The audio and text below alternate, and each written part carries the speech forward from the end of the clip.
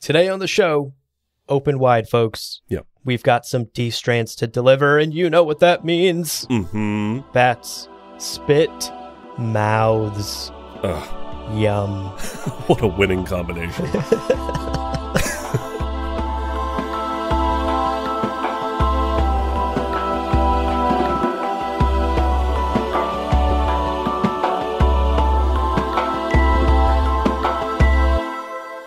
Welcome to Gom Jabbar, your guide to the iconic world of Dune. We'll be exploring the themes, philosophies, and characters found in the sandy depths of this vast universe, from Frank Herbert's groundbreaking novels to the adaptations on film and TV. My name is Leo. And my name's Abu. And today we're trying something brand spanking new. Hot out the oven, fresh out of the dispensary. We're talking news. We're talking Distrans. Yes. We're talking news. We're going to tell you everything you need to know about Dune. That is right. If you haven't heard, folks, there's a lot happening in the world of Dune. Yeah. In the fandom of Dune. Yeah. We are living in hashtag peak Dune right now. It is good to be a Dune fan. It's true. And there's a lot of news to cover, so this is something new we're going to try out. Every now and then, we're going to do these Distrans episodes in which we go over some of the biggest news surrounding the films, the TV show, comic books, board games, video games. Yeah. Anything in the Dune universe, anything that's newsy or relevant or that we are excited for and that we think you should know about will be discussed on these episodes. Yeah, like this information's readily available all over the internet. Oh, yeah. But we just wanted to make it accessible and easy to kind of stay on top of whatever's happening out in the world. For sure. But before we get too far into it, let's make Shout Out Mapes proud and quickly take care of some housekeeping, starting with spoiler warning, no spoilers. We're going to be talking about real world things, not Dune thing. Well, kind of Dune. Doesn't matter. No spoilers. You are good to go. That's right. And a reminder that there are two great ways to support this podcast. Indeed. One is to become a patron at patreon.com/GomJabar. You get cool benefits and ad-free episodes. The other is to check out our merch store at gomjabarshop.com. It's true. As always, we have to shout out our Kwisatz Haderach level patrons. Case Aiken, Matthew Good, Yeah. Gents, you're always newsy, you're always relevant, baby, and we always want to talk about you. That's why we always do. We don't have to. We could stop. We're not going to. You are always relevant, indeed. Indeed. Thank you so much for your generosity, and that extends to all of our patrons and all of our listeners. Y'all make this show possible. It's true. Thank you so much. And finally, a friendly reminder, email us anytime, morning or night, gomjabarpodcast@gmail.com. This is a new format. Distrans is a new format for us. So if you like it, let us know. If you hate it, let us know, but kindly. And We're fragile. we are deeply insecure. But we always do take that feedback very seriously, and we're happy to make as good a product as we can. For sure. For sure. Okay, that takes care of housekeeping. Let's debrief about this episode. It's a new format. We're in unexpected territory. So here's the game plan. Yeah. We'll start the discussion by breaking down some of the latest news and announcements surrounding the upcoming film. In case you haven't heard, Dune Part 2 coming out in 2023. Oh my God, David Lynch is making a sequel? Uh-oh. And then after we talk about the film, we'll transition into covering what we know about the HBO TV show, and then talking a bit about the video games, which we've played. That's true. And then later in the conversation, we'll wrap up by discussing some miscellaneous news in the Dune world, things like comic book adaptations and some board games to keep an eye on, and anything else that we want to discuss before we wrap it up. Right. Now, we'll get into all of that in just a minute. So let's take a quick break, but don't go anywhere, folks, because we got some Dune news to cover right after this. We'll see you in a minute. Welcome back, everybody. Let's do it. Yeah, let's get into the first bit of news. And the first thing we're going to discuss today is movie news. Hello. Let's talk about the movie, the upcoming film. So, what do we know? Well, Dune Part 2 is scheduled for release on November 3rd, 2023. That date's jumped around a little bit. Still holding strong on November 3rd, which is, by my count, is that updated? 273 days away? Oh, yeah. That's the correct number. Wow. As of the moment we're recording. Actually, as of the moment, I did it from the Friday this episode goes live. You so that it's fucking nerd. That's so it's awesome. more live, you know? Hell yeah. Cool. Yeah, so 273 days. But who's counting? Right. We are. We are. For you, so you don't have to. There's also like 3 Twitter accounts dedicated to just giving us a number. Yeah. What do we know about the film? Like, what is it going to cover? Well, we know that it's going to cover the second half of the book, picking up immediately after when Zendaya said, there's more movie soon. Please watch the second part. Yeah. When she grabbed the camera and spoke right into it and told us there's more of this film and the story's not over. You know, you might have missed it. It's like a blink and you miss it moment at the end of the first movie. Now, what's exciting is what may come after Dune Part 2 as well. Because in various interviews, Denis Villeneuve, the director, has expressed interest in creating a Dune trilogy. Yeah. So that would cover the events of Dune Messiah as well. Dune's Part 1 and 2 would be the first book, and then the third movie in his trilogy would cover the events of Messiah. Indeed. That's very exciting for me personally, because Messiah, my favorite book in the series. Yeah. Here's actually a direct quote that Denis told EW in 2021. Quote, I always envisioned 3 movies. It's not that I want to do a franchise, but this is Dune, and Dune is a huge story. In order to honor it, I think you would need at least 3 movies. That would be the dream. To follow Paul Atreides and his full arc would be nice. End quote. Right. Exactly. And, you know, I can already hear the cries of our listeners saying there's more arc to Paul Atreides in later books. There's more story to cover. Yeah. But I think I agree with Denis here that if we want the Timothée Chalamet trilogy, right, the Dune trilogy here, right, covering the first 2 books over the course of 3 movies is a great way to do it. And who knows, we may get future Dune adaptations, but it sounds like Denis is at least on board for 3 of them. It's true. I tried to find, there was an interview with him and I couldn't find it. Yeah. But he was talking about how after Messiah, he would probably leave the franchise and work on something else. But nevertheless, although we do not have solid confirmation, it is very likely we're going to get a 3rd movie, which is great. It's just wonderful. Wonderful. But let's talk about who's in the movie. Yeah. Because we've got some casting news over the last year. Some of this is going to be old news for you, probably, but just wanted to make sure we're covering all this, especially because we haven't talked about this in a dedicated way. Right. And future Distrans episodes, we can just focus on the new stuff. But for sure. Yeah, so we have Léa Seydoux. I think that's how you say her name. That sounds right. As Margot Fenring. We've got Austin Butler as Fade Routha, the young nephew of Baron Harkonnen. Let me correct you there. Yeah. Golden Globe winner and Oscar nominee, Austin Butler. Male drama lead. Yeah. Golden Globe winning. Like that. Insane. It's very exciting. Yeah. He's on the come up. Yeah. I'm a little sick today, and I think my plan is to drown in NyQuil and watch Elvis later. Hey, that's a good idea. Apparently, he's just spectacular in it. Mm-hmm. We've got Christopher Walken himself, the guy, Christopher, as Shaddam, Emperor of the known galaxy. That's going to be good. Shaddam the Fourth. And he's in quite a few movies just as an excellent actor. He's kind of known for being campy now, but I think he's going to knock it out of the park. Yeah. We've got Florence Pugh, also a young star on the rise. Yeah. As Princess Irulan, Christopher Walken's daughter. And then we have Tim Blake Nelson as an unannounced role. And we, those of us who have read the book, are kind of anticipating he might be Fenring, Count Fenring. Yeah. But it's, hard to say. It's hard to say. We don't have confirmation yet. Yeah. No confirmation on that yet. I will say, from that list that you just named, I'm excited about all of them. Yeah. But I think Florence Pugh as Irulan gets me very excited because you don't cast such a electric actor, such an up-and-comer, if you're not going to utilize them in the movie.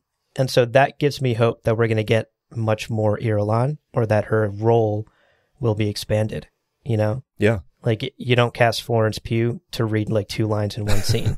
Right. So hopefully We get much more Irulan in part 2. And then the other one that really excites me, we've already sort of gushed about, is Austin Butler as Fade Ratha, because again, he's such a rising star. Right. And I'm excited to see how he comes in as this sort of counterpart to Paul Atreides. It will be exciting to see how he comes in and embodies that role and gives us a bit of a direct antagonist to Paul. I think he is up for the task. Yeah, absolutely. And I think the importance, understanding that Irulan is actually a pretty significant character in the Dune universe, giving her a proper actress who like can carry the role is good. And same thing, Fade Ratha is so easy to not focus on, but making him this charismatic, charming, I don't know, hot guy is, I think, the right move. We'll see. We'll see kind of how it plays out on screen. It is possible. I was thinking about Glass Onion. Great movie. Did you catch Joseph Gordon-Levitt's cameo? He's the voice of something, right? He's the voice of the bong. Oh my God. So I was thinking like it would be funny if they like cast Florence Pugh and she's just in the background. Oh my God. I mean, an easy paycheck for her, you know, get that bag, Florence. Yeah. Hang out in Morocco for a bit. Yeah. Hell yeah. Do it. And the last bit of news we have about the movie is that the production actually wrapped in December of 2022. That's right. So they are into post-production, and the editing is, I'm sure, happening at a blistering pace. But yeah, what are your thoughts on the film? I know we've already shared a little bit about the cast, but yeah, what are you thinking about the film? I think it goes without saying that I'm very excited. Some could say incredibly excited. I think the cast continues to get hotter and hotter, which is an impressive feat because the bar was already so high. Yeah, between Rebecca Ferguson, Oscar Isaac, Timothée Chalamet, Zendaya. Hard to top that. Yeah. Hard to even meet that. But I think Denny continues to just find the hottest, most talented people in Hollywood and convince them to work for him and cast them in Dune. I think what's genuinely very exciting is that every interview I found, every article, every YouTube video where the cast is speaking about the film, they're doing two things. They are complimenting Denis Villeneuve, and they are genuinely honored and excited to be a part of something that's so special.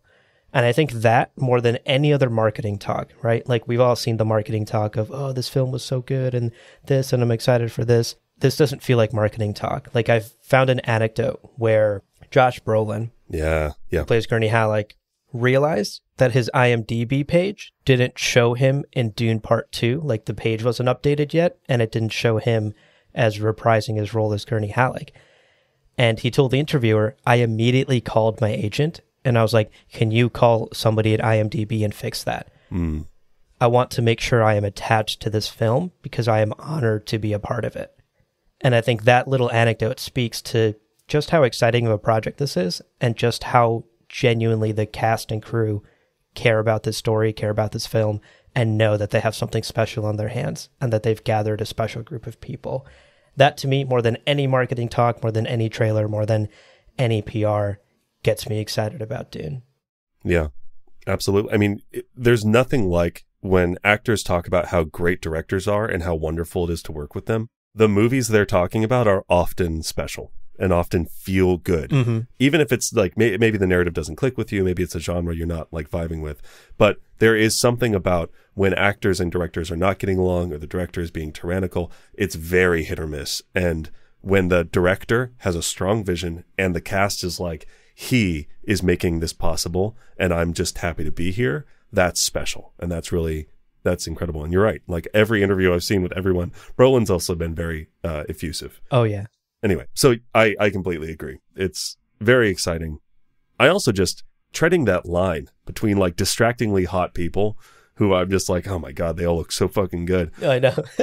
But then also like almost overqualified. Like Stellan Skarsgård's such a superb actor. Yeah. And we got him for like 4 seconds. Right. We got like 2 scenes of him in the first movie. I think that's not a problem. I just think you can take it any direction. If he decides to feature a character more, he's got someone who can carry that scene right with ease. Yeah, totally. And again, we'll have a lot more to say about this film in the coming months. The hype will only continue to rise here on the podcast and among the Dune fandom. True. So stay tuned. We will be talking much more about this film as we get news about it, as the trailer drops. Oh my God. Oh my God. Can you fucking imagine? I just got chills imagining it.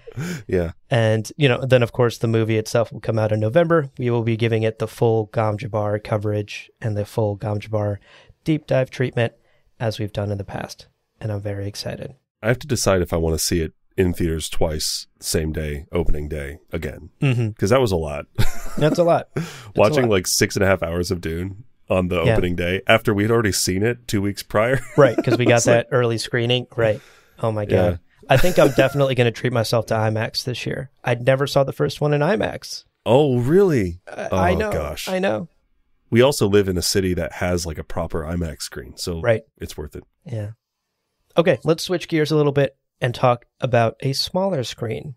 The television screen. The smart fridge screen.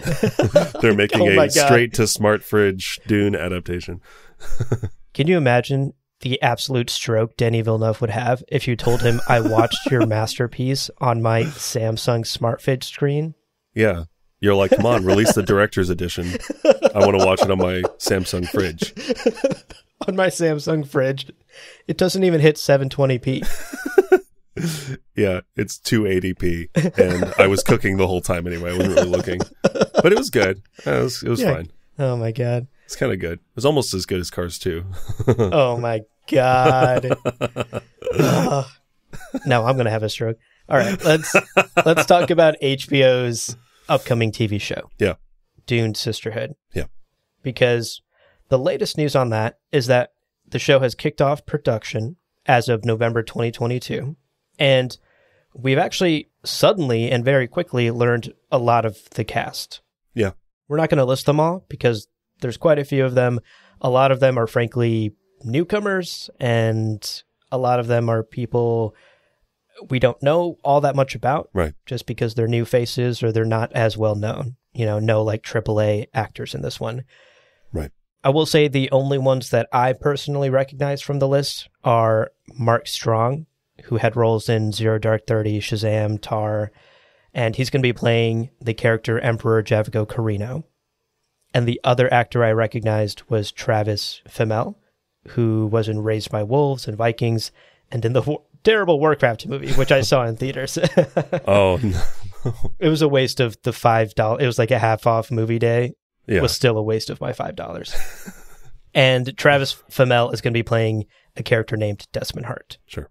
Now, another fun fact, as I was like digging through the cast and looking through who's playing what, one of the leads is Shirley Henderson. And when I clicked on her IMDb page, I laughed out loud because the first thing that shows up is known for Harry Potter Moaning Myrtle. Whoa! Cool. That's pretty funny. And I hope I haven't already like pre-ruined that character or that show for anyone. It's going to be hard for me personally to not think of Moaning Myrtle, unless she looks dramatically different, of course. But once you realize that, you look at photos of her and you're like, oh shit, that is Moaning Myrtle. Holy shit. Yeah. I suspect, Googling her right now, I suspect the series is going to be a lot of people going, what do I fucking know this person from? Yes, 100%. She looks so familiar. And then they're going to find, and it's going to distract them the first like 4 episodes. Yeah, definitely. Shirley is going to be playing one of the lead characters in the show, Tula Harkonnen, in Dune Sisterhood. Right. Now, beyond the cast, we know very little about the series itself. Right. Here's the official synopsis. Quote, set 10,000 years before the ascension of Paul Atreides, the series will follow the Harkonnen sisters as they combat forces that threaten the future of humankind and establish the fabled sect known as the Bene Gesserit. End quote. Yeah. And that's about as much as we know about the actual plot of the show. Right.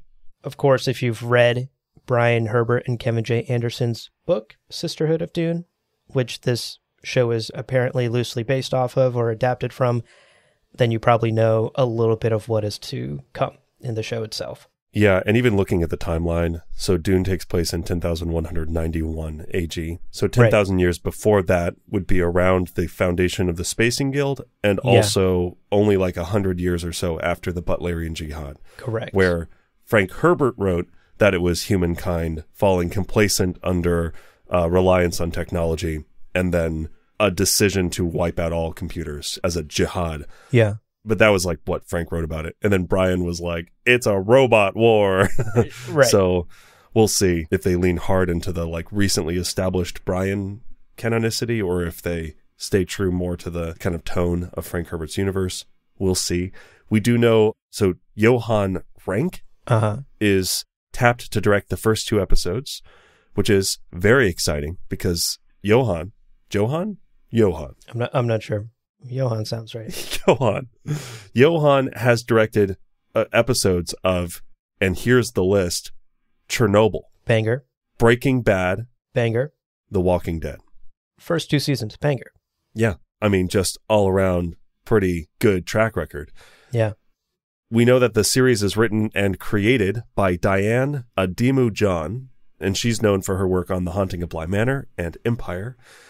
But she has since stepped down. Yeah. Replaced by Alison Schapker, who is taken over as the showrunner, basically. Right. And then we know that Brian Herbert and Kevin J. Anderson, having written the book, are also credited as, I think they were like, what, executive producers? Yeah. The show does have like 12 executive producers. Though, so. Right. But we will probably, in anticipation of the show, look at the book. Right. But what are your thoughts kind of around the HBO series and where we're at so far? I'm a little mixed on this one. There's some exciting talent attached to this series, right? Right. Johan Renck being the director and having directed some incredible, like iconic, not just incredible, like iconic level television shows. Yeah. Is very exciting. But I'm a bit cautious coming into this, just based on the fact that it's adapting a Brian and Kevin J. Anderson novel, and based on how many production shakeups there have been, because Denny and John Spates, who wrote the Dune movie, were actually attached to this project as well early on, and then they quickly dipped.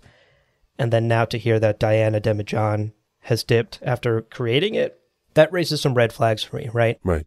Like, production crew changes is not completely unheard of, but at that level, like, why would the creator leave? Yeah. You know, unless it was like a personal reason. We don't know why, or at least I wasn't able to find why in my research. And that raises some red flags for me, because if it's not a personal reason or a work reason, then it's a creative reason, you know, some creative disagreements or unhappiness with how the project is going, which is a bit of a red flag. But that is maybe me reading into it. So I don't want to state that as fact.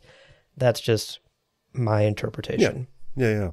I'll watch it regardless. All of that having been said, my hype levels are low, but I'll still watch it. Yeah. And I am trying to keep an open mind, because we haven't seen any footage or even any set photos or costumes or anything like that.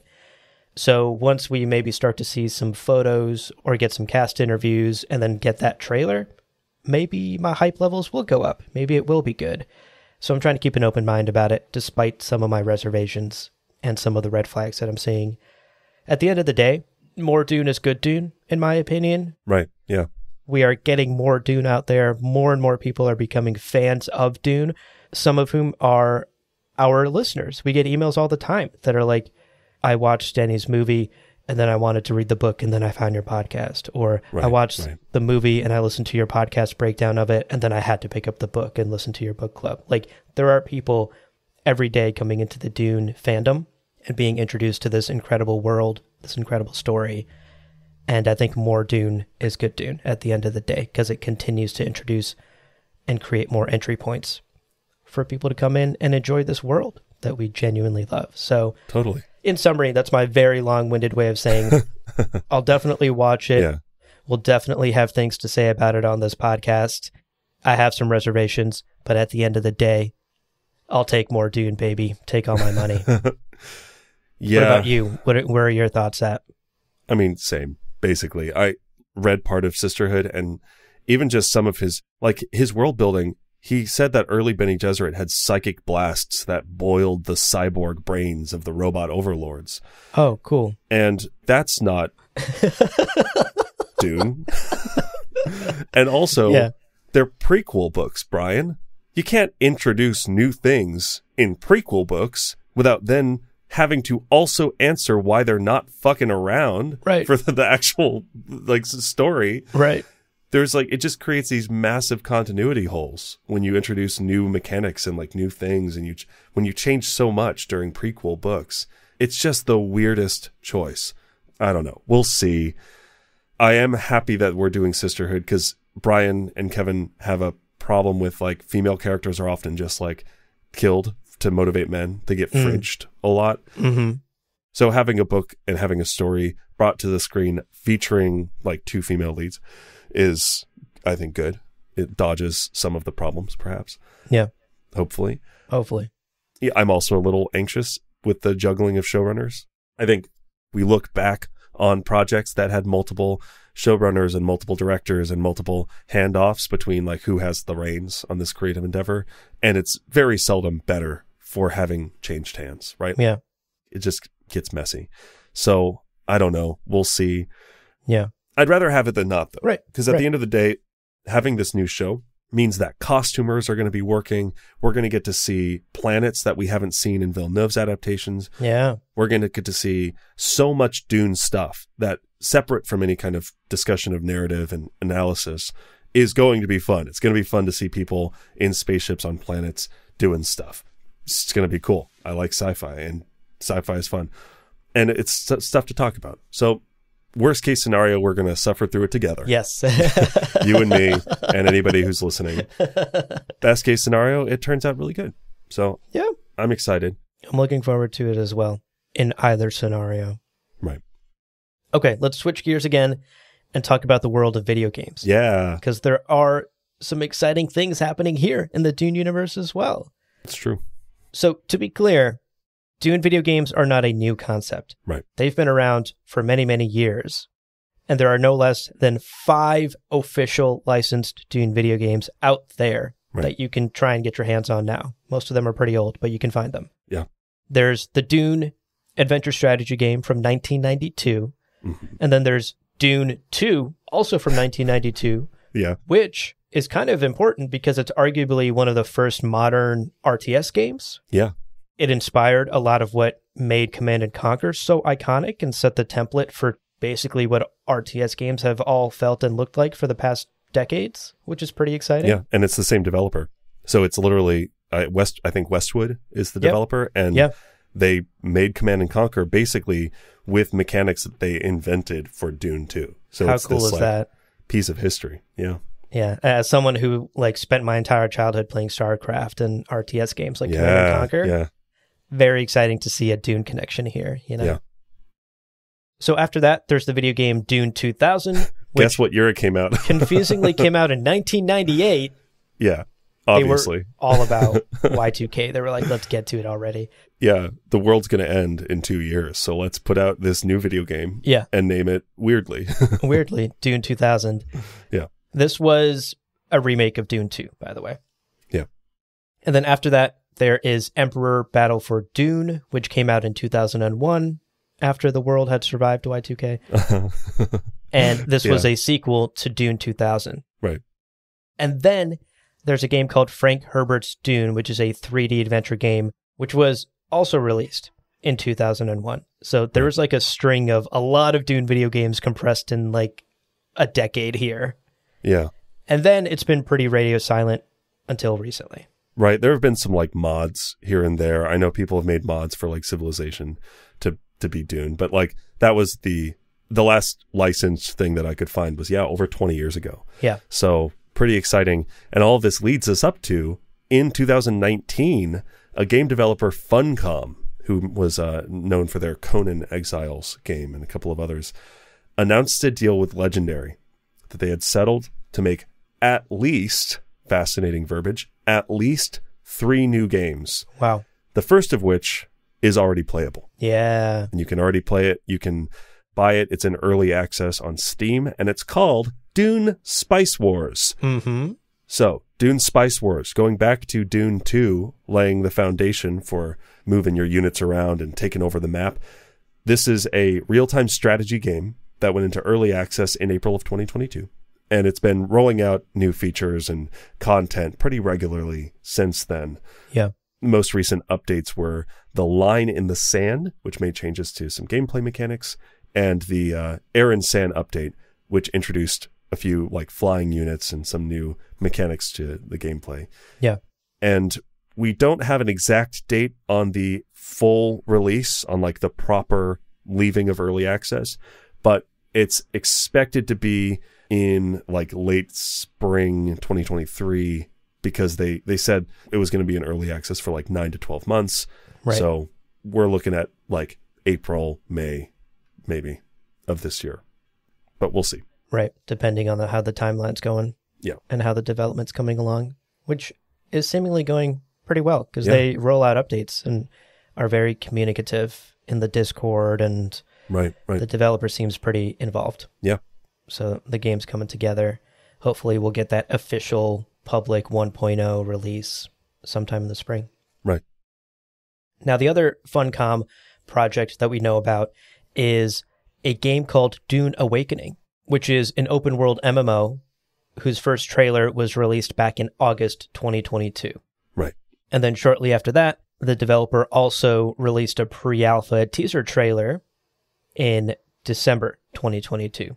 So we don't have a release date or much more info than that about the game. All we know is that it's an open world MMO, and we've seen a couple of in-engine footage. I hesitate to call it gameplay, because it wasn't really gameplay. It was like cinematic camera panning across the desert and shit. Right. So it's very early here in development. I doubt we're going to see much of Dune Awakening in 2023. This feels like a 24 game. Sure.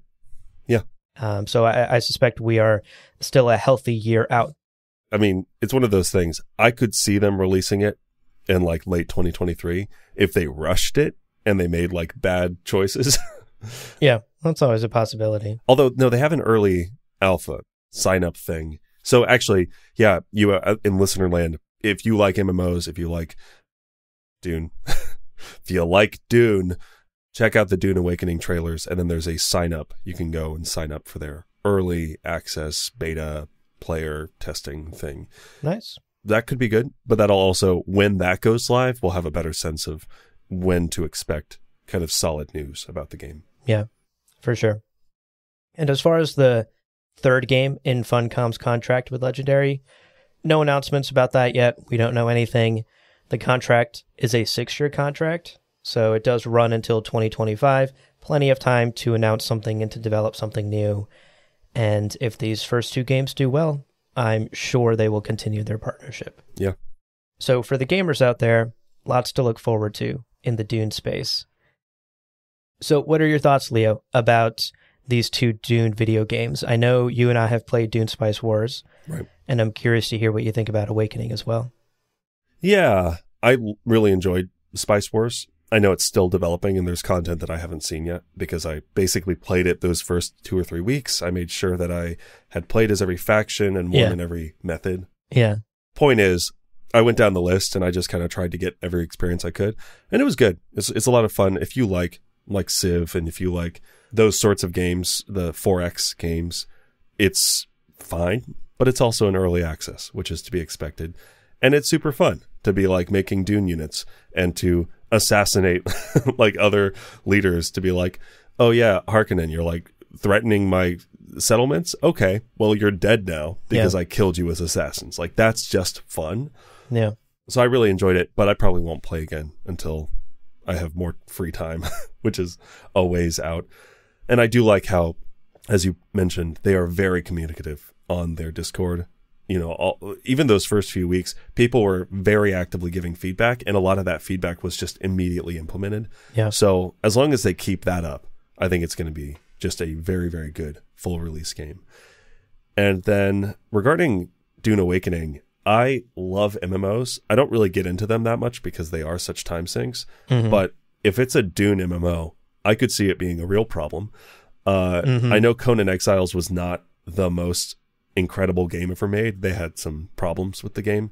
So again, cautiously optimistic, but I have a gaming PC and I love MMOs. So yeah, I'm excited. I'm really excited to see more. Some of the pre-alpha footage in that most recent trailer had some just beautiful vistas, and the testing stations looked really incredible. And I love the still suit designs. Yeah. And even just the idea of flying an ornithopter around the desert, is amazing. Give me that. I want that experience. Mm-hmm. So anyway, I'm very stoked.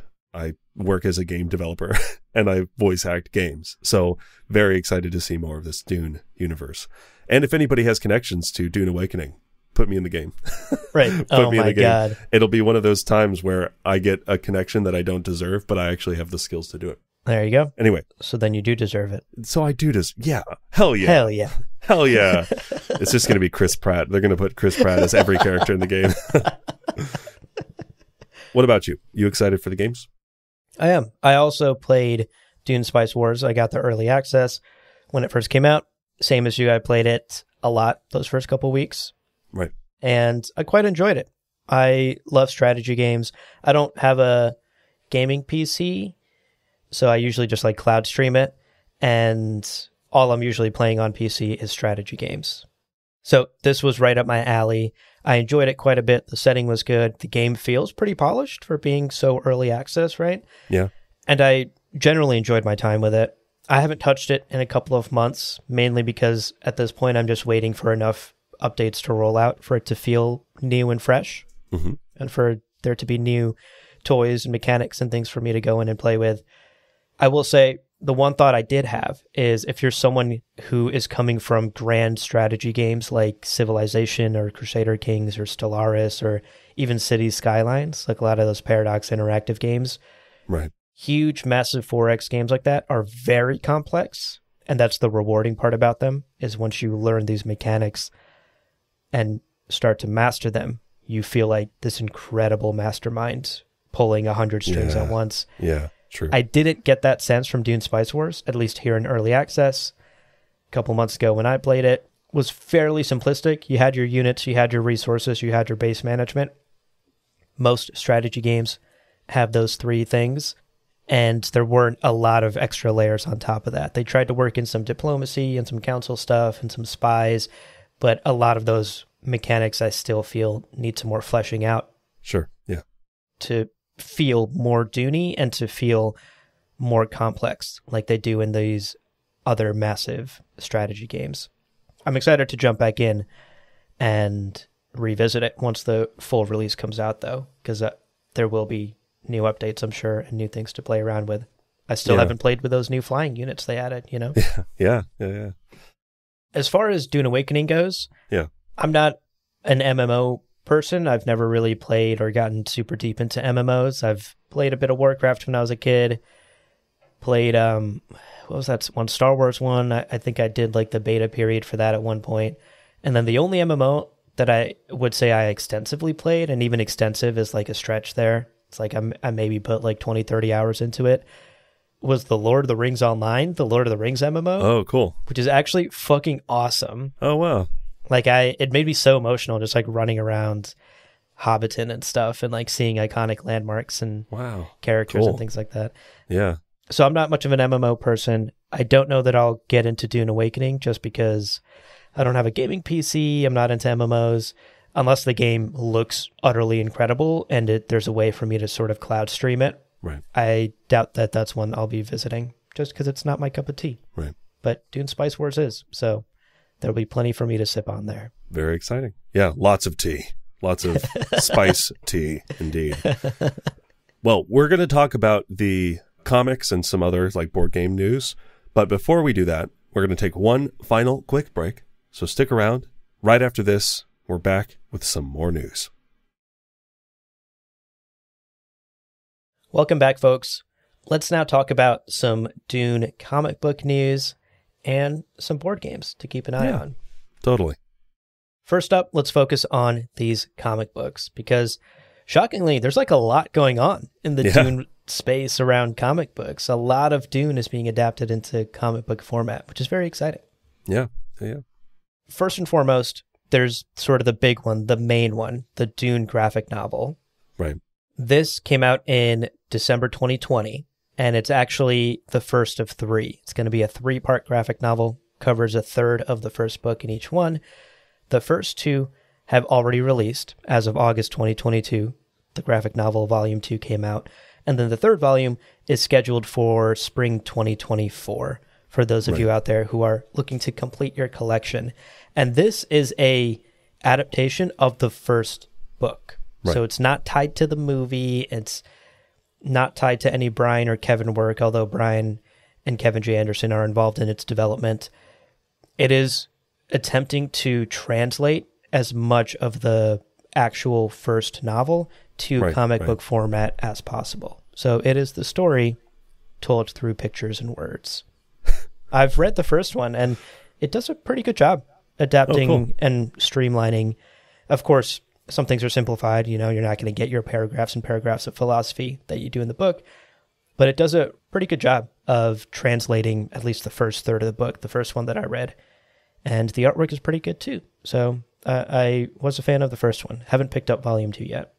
Awesome. That's good to hear. I saw that Brian and Kevin are helping to adapt it.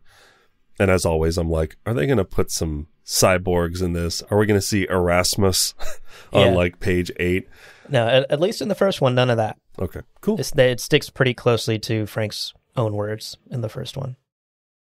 There is also, and I wanted to point this out quickly, I wanted to brag a little bit. Mm-hmm. So there's that one, right? 2022, 2020, whatever, 2020, 2024, that trilogy. There is also, did you know, in 1985, there was a comic book adaptation of Dune. Oh my God. By Marvel Comics. And it was around the David Lynch movie, and I bought it. Oh my God. Of course you did. This was 75 cents on April 1st, 1985. The official comics adaptation of the spectacular new film. Spectacular, doing a lot of work there, but okay. Yeah. And but I love the art. It's so cool. It's so 80s, yeah. So 80s. So that's cool. I just wanted to point that out for anybody who likes kind of memorabilia from the past. Not that expensive, actually. Nice. There is one more adaptation out there already that you should be aware of, and basically this is a Villeneuve movie comic. Yeah. Legendary did a Kickstarter, and it successfully got funded, and in December of 2022, it hit shelves, and is basically like a scene-by-scene transcription of the movie, with all of the actors are represented in like, it almost looks traced at times. Yeah. Like the cells of the movie are traced. Yeah. So, I don't know. I'm not going to pick up a copy, but it's out there. Yeah, it's out there. I randomly found this at my library like a week ago. Yeah. I was at the library snooping around the comic book section as I do.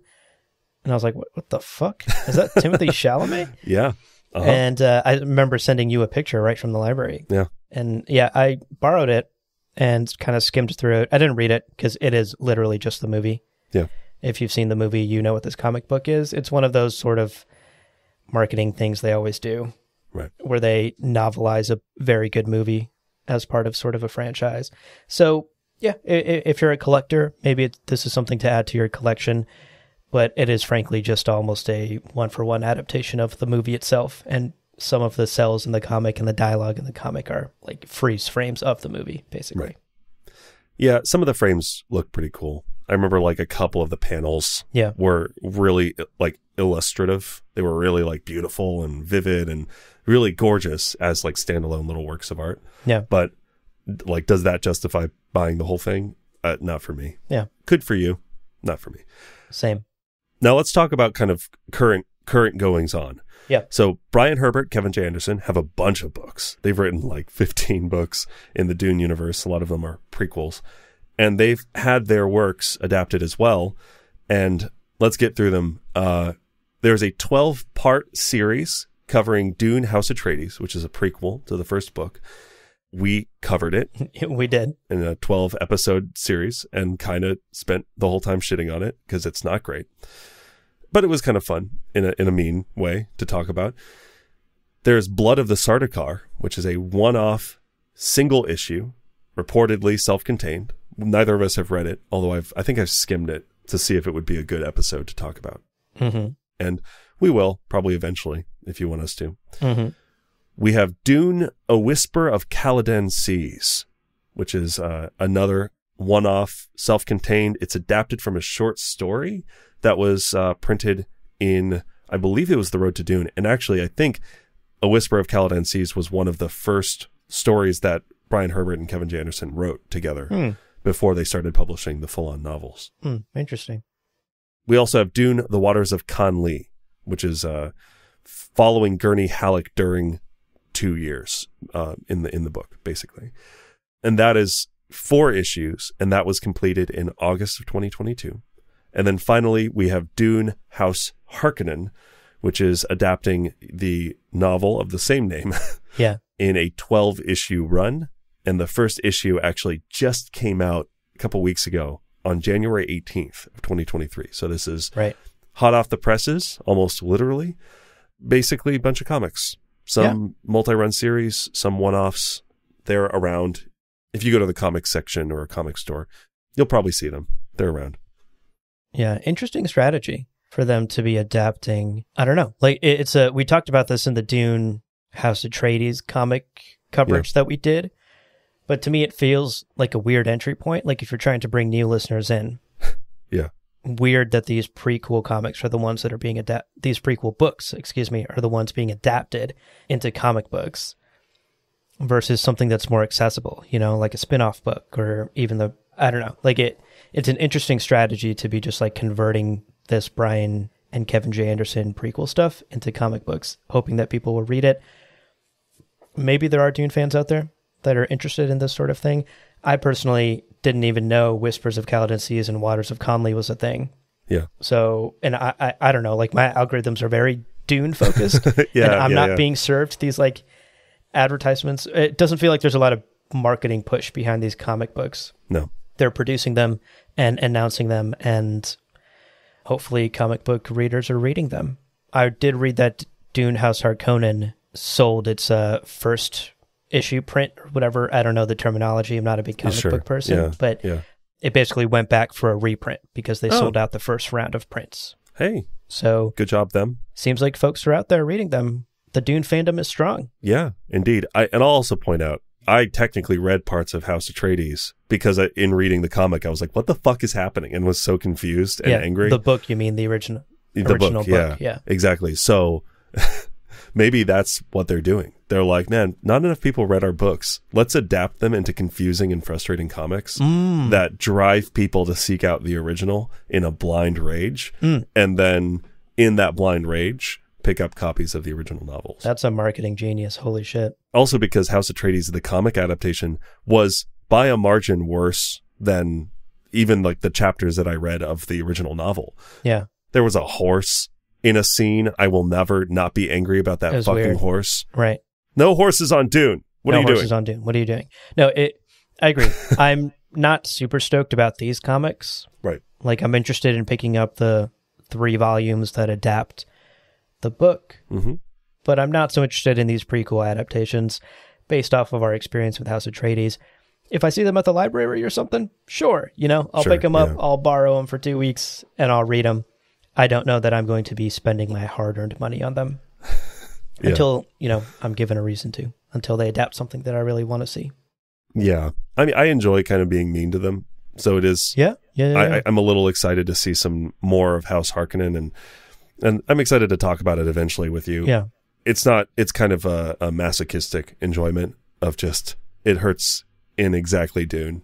And that's, Yeah. I don't know about you, but I got bullied all through middle school. So it's kind of fun to turn the tables and be the bully. To bully someone. And shove Dune into the locker, take Dune's lunch money. Man, being an asshole is great. It's a villain origin story if I've ever heard one. Yeah, right. Exactly. All right, moving on from the comic books, let's quickly talk about the board games. Not as much going on here, but still some exciting things to mention. Yeah. In case you don't know about them. First and foremost, there is sort of what I consider like the main game, the Dune board game. This was developed by Gale Force 9, and this is actually an OG Dune board game from back in the 70s. Wow, yeah. And it was updated and re-released in 2019. And that's the version that I actually own. I don't own like an OG 70s copy of it. I don't know if they even sell those anymore. Right. The re-released 2019 version is, as far as I know, pretty much just the 70s one reprinted and re-released. And I've played it a couple of times. I own this one. I forced a couple of friends to play with me. They had a good time, which tells me that it's a good game for even not Dune fans. Right. But I, as a Dune fan, was just geeking the fuck out. Like every time someone was like, one of the gameplay aspects in the game is that every turn you're allowed to take $2 from the Chom Bank. And I'm just like, oh shit, Chom, that's the economy. Yeah. That's fun. There's fun things like that. The Fremen get to travel extra spaces because in desert spaces, et cetera, et cetera. There's a bunch of like cool lore stuff, but it's all built on a foundation of a very good board game too. That's enjoyable even if you're not a Dune fan. Nice, cool. I do also want to mention that this game was re-released again in 2021. This time where they did update the artwork and reprint everything and redo the map, and the core game is still exactly the same as far as I know, but basically they updated the artwork to match the Denis Villeneuve film. Boo. So you'll see Oscar Isaac, you'll see Timothée Chalamet, Zendaya, you'll see Stilgar on the Fremen cards and things. Sure. So it's just more of a movie tie-in version versus the original like 70s art in the original board game. I have the 2019 version with the original art. Yeah. I think there's something sort of cute and authentic about that. Yeah. I don't know that I'd want like a generic movie tie-in version of it, but both are out there and you can find both on sale. I've got real mixed feelings about any time they do movie tie-in stuff. Like when they re-release the book with like the actors on it. And I'm like, do we need the actor? I hate that shit. Like, I don't need to play a Dune video game and there to be exactly Paul Atreides like Timothée Chalamet, right? Like, I don't need that. I don't feel that urge. When I read the book, I didn't picture Timothée Chalamet. In Dune Spice Wars, I'm really glad to see that like Leto Atreides is not just Oscar Isaac. They went with their own art. And it's great. It's amazing. So anytime they're like, we're re-releasing this thing with it feels like this is a McDonald's Happy Meal tie-in toy. And not like an authentic work of art by artists. I don't know. Yeah. I'd rather they pay, well, I'm sure they paid artists to just like copy Timothée Chalamet's face onto it. But I'd rather they pay artists to be creative and be like, give us your version of Paul Atreides and we'll print it on this board game. Yeah. Oh gosh. True. So moving on from that board game, that one's just called Dune. You can just like Google Dune Gale Force 9 and you'll find both versions, the 2019 and 2021 version of it. There's another game created by developer and publisher Dire Wolf called Dune Imperium. And it also has expansions called Immortality and Rise of Ix. I haven't played any of these yet. Right. But it looks very good. It looks like a simplified version of the Gale Force 9 game. Like that one actually takes multiple hours to play and it's quite complex and every turn has multiple phases. This feels a bit more simplified, but still looks very satisfying. I like the artwork. The artwork is more in line with the film in this one, just because Dune Imperium came out after the film did, I believe, or around the time of the film. So there is no like OG artwork. It just has always sort of looked like the film, but they do expand it into their own look. Like the Bene Gesserit expansion just came out called Immortality, and I was looking through the artwork, and they go pretty ham on making these Bene Gesserit look like as badass and witchy as possible. It's pretty cool. Oh yeah, cool. But I haven't played it, and I have my eyes on it. I'll likely pick it up and give it a go this year. The last board game I wanted to call out very quickly is there was a Kickstarter for a game called Dune War for Arrakis by a developer called Simon, I think, CMON. And, I read that as, come on. Or it could be come on, actually. Yeah, CMON. And they actually met their goal. The Kickstarter is complete. They met the goal. They exceeded the goal by quite a bit. Cool. On September 22nd, 2022. And so the game has now just sort of been in production. And we'll see what it's like when it launches. It's not out yet. They're still rolling out updates and going through like, I don't know, beta prints of the pieces and the artwork and the cards and things like that. But based on some of their prototyping, it looks pretty cool. The artwork is unique. And there is a version of it that you can beta test on Tabletop Simulator. Oh, cool. If you have that on Steam or whatever, Tabletop Simulator is a game. Yeah. And they have a beta version, a digital beta version of what the final game will play like. Oh, dang. On that. So if you go to that Kickstarter, it's called Dune War for Arrakis by Simon or Come On. If you go to that page, you can actually load up the Tabletop Simulator version of it and give it a go yourself. Very exciting. But that's something else I have my eye on, and hopefully it's a good one. But that's the world of Dune board games. We're getting a few more of them and some re-releases and some expansions. So much like the rest of the Dune universe, this little pocket of it is expanding as well for the board game fans out there. I'm curious on your thoughts on all of this, Leo, on the comic book stuff, on the board game stuff. What do you think? It's a lot to spend my money on. It's starting to look very expensive, yeah. Yeah.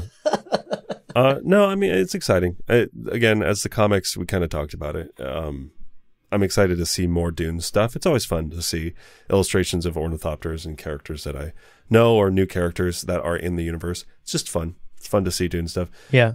I kind of wish it was adaptations of like Frank's books because those narratives are just better, stronger, and better written. Yeah. So that's kind of my feelings on the comics. Or write new stories, like original stories that aren't tied to the original canon. That's what I want. I don't want these adaptations. I want original Dune comic book stories. Yeah. Like there are so many incredible writers and authors out there. Tap them. Yes. Get them to like Star Wars Visions was such a cool thing. So do that. Cool. Comics, Dune, easy. Yeah. Print that money. Easiest thing. Incredible comic book writers out there that, as you're saying, could be tapped to be like, hey, do you want to make a Dune story? Do you want to make an original Dune story? And I'd love to see that from the comic books rather than, sort of middling adaptations of works that are already out there. Right. Which is what we're getting now. Yeah, it's true. And, and then on the board game front, it's like you do kind of need a lot of people. And a lot of these board games are the really long kind, the kind that you're sitting down for 2 to 7 hours with people. Mm-hmm. And those are just a hard sell. Like, I think my favorite tabletop games are the ones that offer like shorter experiences as an option. Like getting involved and getting into a game for 5 hours is fun. Like, make no mistake, organizing a night around like a board game night. Yeah. Hell yeah. Cool. Right. But that's such a commitment. You got to make like a day out of it. Yeah, exactly. I like the sort of in and out quick card games. I played that Explosum Railroad game in New Orleans, and it was so much fun to just like, yeah, you guys want to do another round? Yeah, sure. And then that's like a 7-minute commitment, and then we can go on and do something else. So I would love to see that from board games. And whenever it's like, I just looked up the Kickstarter and it's like, oh yeah, 2+ hours. And I'm like, yeah, okay. But it's cool. I love board games and especially with things like Tabletop Simulator that make it easier to play these board games with people all over the world. Makes it easier as well. You don't have to like in this post-COVID era or this like COVID era having your 3 closest friends come over. It's not always practical. Yeah. So I don't know. That kind of mixed feelings, but all excited. I mean, it's all good. And I think the more there are and the better they do, the more likely we are to get to things that are more up my alley. That dice game that we chatted with those folks over was great. Was a lot of fun. That was a lot of fun. But obviously they struggled to get some licensing stuff, which it happens. What about you? I know you've played the board game and you're kind of eyeing these other ones. And I know that's a little bit more up your alley. You excited about them? You have any kind of additional? Yeah. You basically said exactly how I feel as far as the comic books go. I'd love to get original stories. As far as the board games go, I love me a long board game night, but it's honestly been a couple of years since I've done that with friends. Just pandemic kind of got in the way, life, work, busyness. It's tough as an adult to even like meet up with a friend for lunch, let alone be like, hey, do you have anywhere from 2 to 7 hours free to sit and eat pizza and drink pop and play this Dune fucking board game with me? So it's been a while since I've sat down and had a long, fun board game session. I have had friends come over, like last weekend, a buddy came over and we played like this really quick, easy card game where we just like did rounds of over and over and over and over Strip again. Poker. Yeah, and then we got naked and then we just like kept doing rounds over and over again. And it was fun. I forget what it was called. It was called like... It's called Yu-Gi-Oh! Have you heard of it? Strip Yu-Gi-Oh? What? Strip Yu-Gi-Oh! Yeah. Don't you all play Strip Yu-Gi-Oh? I think the rules have been updated to include that. But yeah, I agree with you on that front too, is as much as I love me a long board game night, as a grown-up, I'd love for there to be like some Dune card game, quick rounds, board game, dice game options that can just be played in under an hour. Yeah. A Prana Bendu Twister game. Prana Bindu Twister game. Holy shit. Yeah. Somebody kickstart. Should we kickstart that? Oh my God. Did we just come up with Forget podcasting. Let's get into Dune branded board games. The highly the highly lucrative. Yeah. Watch us become gazillionaires off of Dune Twister. That's the way to do it. We don't own either of those brands, so we'd get sued on two fronts. But just wrapped up in legal battles for the next 2 decades. Yeah, and Brian Herbert's so easy to work with legally. Yeah. He's not one to shut people down on a whim. All right, so that's our first Distrans episode. Yep. We did it. That is some of the big Dune news that we wanted to cover and go over and share with you in case you haven't heard about it, dear listener, and the things that we're excited about or looking forward to or keeping our eyes on. Of course, there's always going to be more Dune stuff to talk about, and the plan is that we will be sprinkling in the occasional Distrans episode like this over the coming year as we build up hype towards the film and get more news about it into the feed every now and then. So we'd love to get your feedback on this type of episode. And we'd love for you to share with us some things we might have missed. Totally. Yeah. Because, of course, we didn't cover everything related to Dune out there. That's true. And there are some things that fly right by us. So be sure to send us those links and those articles and those board games and Kickstarters or whatever is going on in the Dune universe so that we can mention it in these Distrans episodes. Send all of that to the email we all know by now and should have printed on our asses, comjabarpodcast@gmail.com. Oh, I was going to say Yu-Gi-Oh fans #1 6969 420 swag at hotmail.geocities.com. How do you know about that email? You gave me access to that email when we started this podcast because that's such an important part of our business. That's the side hustle that we don't talk about. We sell Blue Eyes White Dragon feet pics.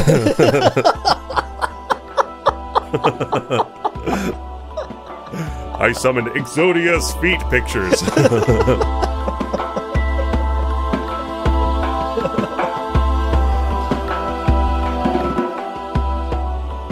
Well, friends, there is no real ending. It's just the place where you stop the recording.